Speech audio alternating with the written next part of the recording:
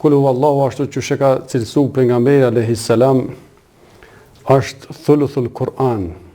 1/3 e Kur'anit ashtu e ka cilësu që aq ka domethënie të gjerë edhe rëndësi të madhe, sepse në mënyrë brillante i ka kundërshtu gjithë ato gabimet që fet apo besimet e tjera i kanë bërë, siç është hebraizmi dhe krishterizmi, në raport me atë që Zoti ka fëmijë. Të krishterët thanë Zoti ka fëmijë duke atribu Isën alayhis salam. Hebrejët thanë Uzeiri është djali i Zotit. Që të dy besimet, unë jam i prirur të më thonë se fe në botë, një fe që i plotëson të gjitha kriteret e fesë është Islami. Të tjerat janë besime. Tash na po duhet me rujt këtë gjuhun se po na kapin pak, po thënë jo po bëni na porumi sa porumi, po ka kohë ka pak të themi në kuadër të dialogut ndërfetar.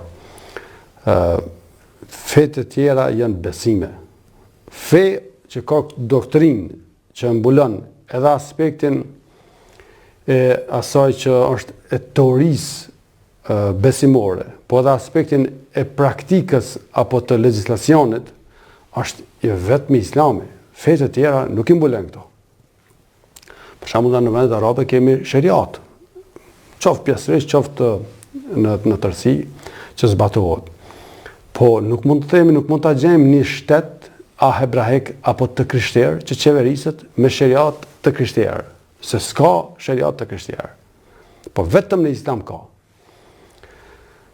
Feja islame me ardhen, ose më me themi me ardhen e Kur'anit, me ardhen e pejgamberit alayhis salam, atëherë është bën ai dallimi themeltar, e themelor, edhe ky dallim pastaj e këto karakteristika, këto specifika të Islamit kanë vazhduar, edhe e bëjnë Islamin dominant, kategorik, të veçantë, specifik, për nga aspekti i përshkrimit të doktrinës kundrejt të gjitha besimeve të tjera fetare, sidomos ndaj hebraizmit dhe ndaj krishterizmit, të cilat edhe janë quajtur si fe qiellore, me faktin që nuk besojnë në një kult toksor, po besojnë në krijuesin e gjithësisë.